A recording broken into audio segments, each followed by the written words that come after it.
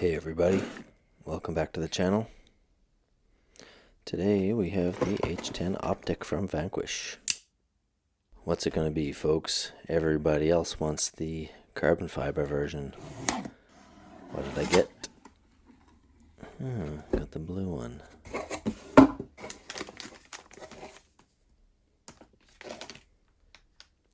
Throttle therapy. I like it. And I'd like to dedicate this next build to Phil over at Poor Boys RC. I got your colors, bro. Here we got some stickers for inside the cab, the driver, and the panel stickers. Pretty sweet. So just to be clear, this build is basically an overview. It's not a how-to, but you might see a couple of things that stand out.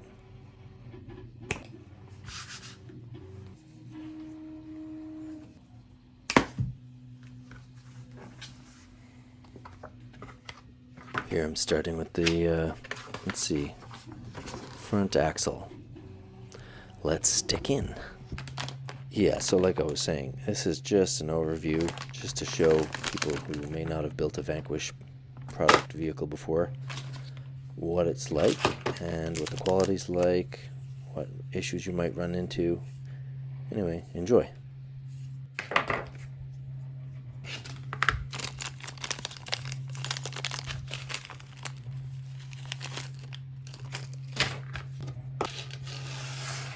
So the kit comes with some red thread locker and some blue diff grease.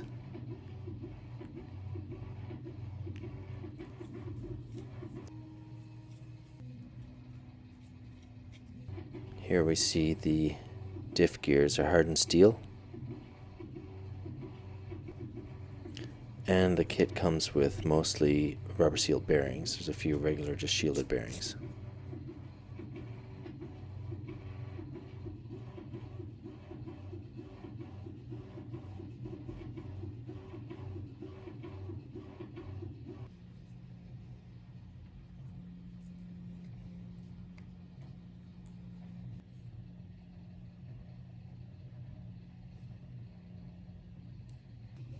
So the Optic uses the simulated double-ended hydraulic ram steering system. That's a mouthful.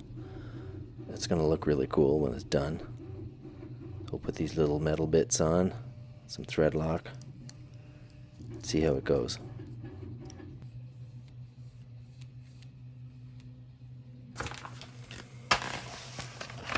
Okay, here it says we need a steering servo. Who knew? Where am I going to get one of the... Oh, yeah, the Creighton.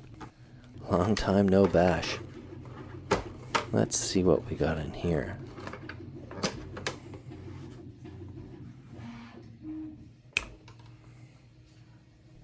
I do love this rig. It served me well. However, I haven't used it in a while, and there is a perfectly good Reefs 444 servo in here. I think it'll do just fine.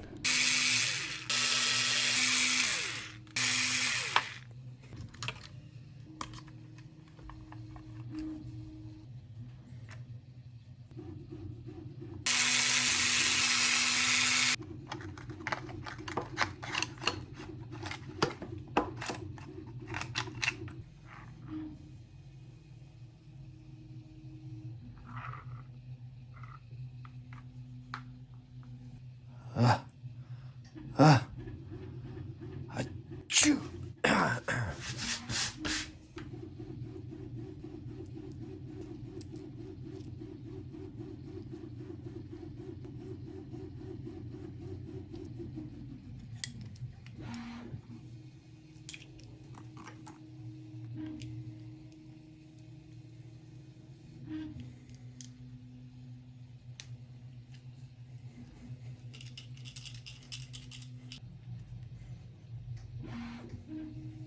Abra bloody cadabra, mate.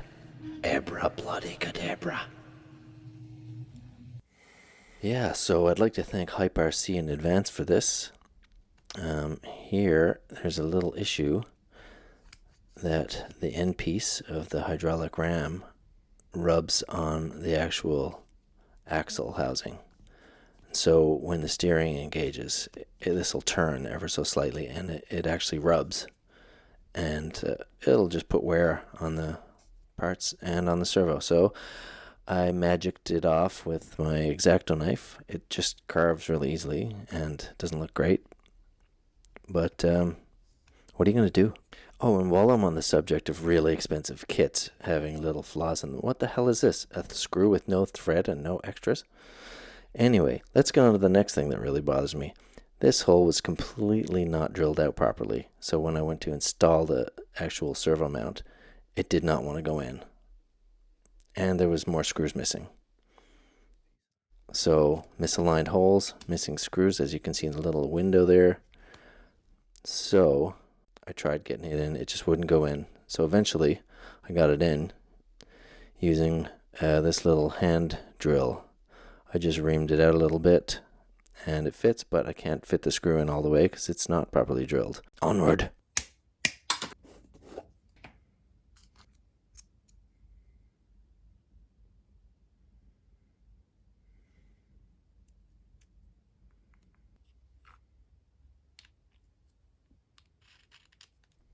Now that my shafts have been lubed and inserted,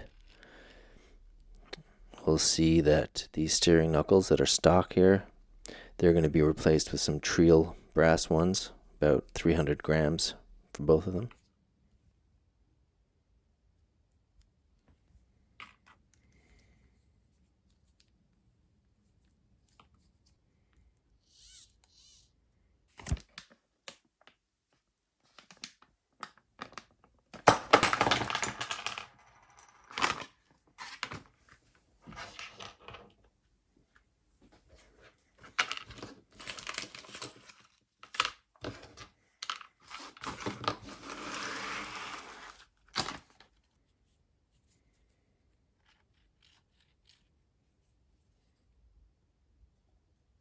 I know what you're thinking. Stop it. Stop it. Stop it. Anyway, along with the front steering knuckles from Treel, I got the rear ones, the rear axle weights, and they don't fit on the stock Vanquish axles, only the Treel 7075 aluminum axles. I really should have read the Treel site a little bit closer.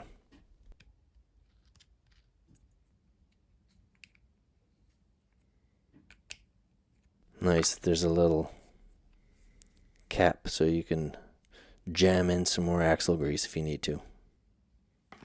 Alright, this should be the transmission, I think, this VFD or something. Let's see what all the fuss is about.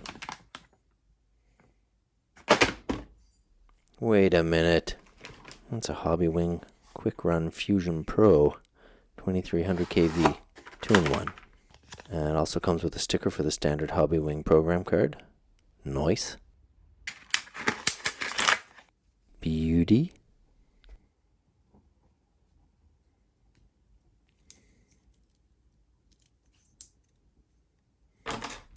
Okay. Back to the transmission.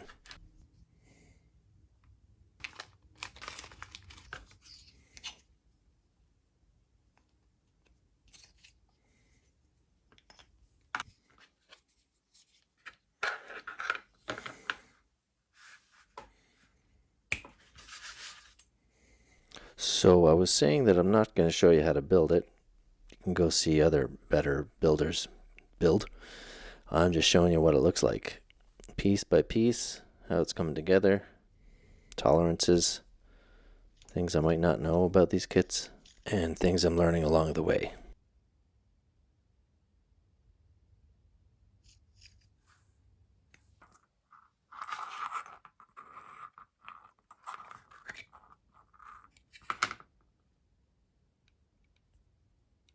So here's a little put off that things are so loose and sloppy, but once it all gets put together, everything just sort of tightens up.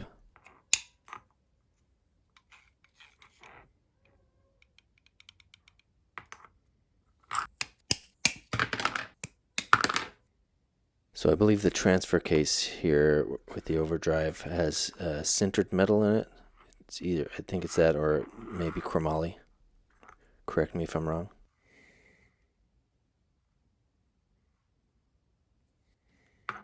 This transfer case is a beauty.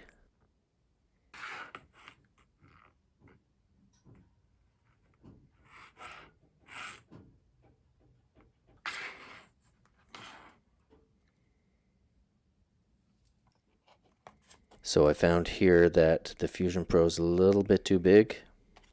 It doesn't quite fit on the bottom tray here, so you have to remove a bit of material, which is fine. There's plenty of it.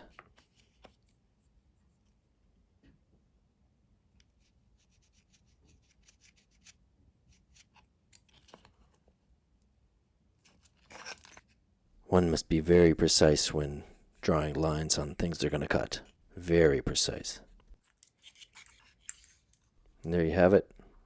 Fits perfectly. Not too much material removed. Plenty of thread left in there. Yeah, I just used an X-Acto knife. It came right off. Perfect.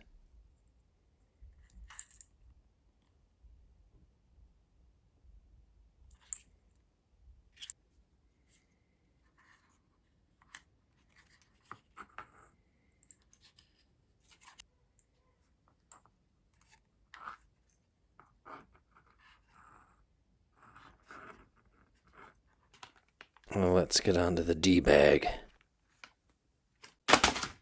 Shucks.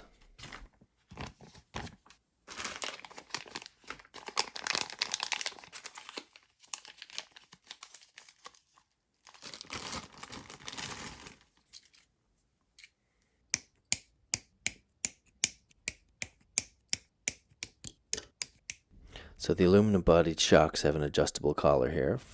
Tighten your springs. Anyway, it's really easy to cross thread these. So my solution is a bit of oil. I messed up one of them trying to force it on.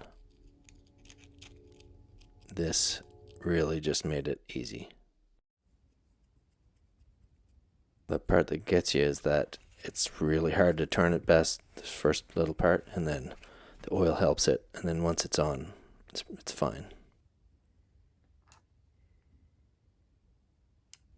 So you don't get a choice of pistons here, it's just this is it.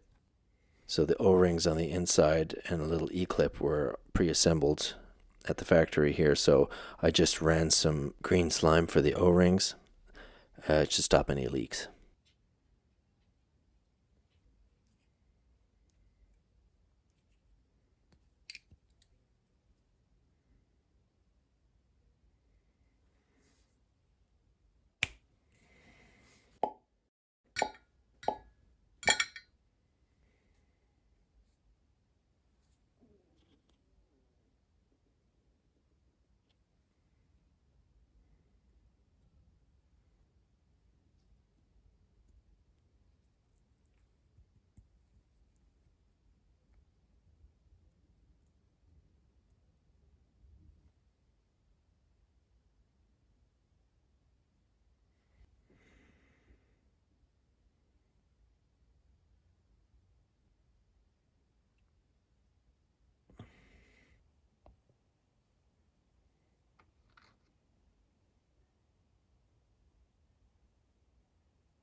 Don't.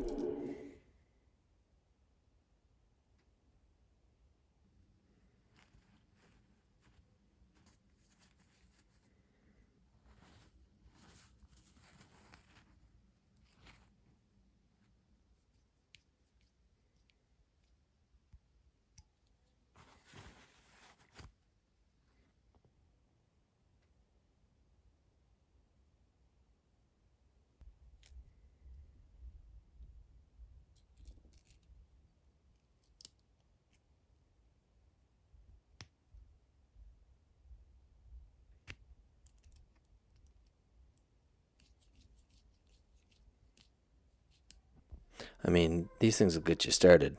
If you want to go crazy, you can buy some more expensive ones, but they're fine.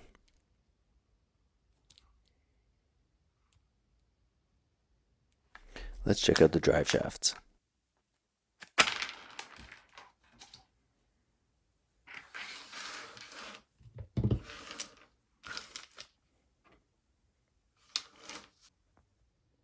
So these guys have like a plastic tube, and the little metal bit goes in the end. You screw that in, so I'm putting some thread locker in there.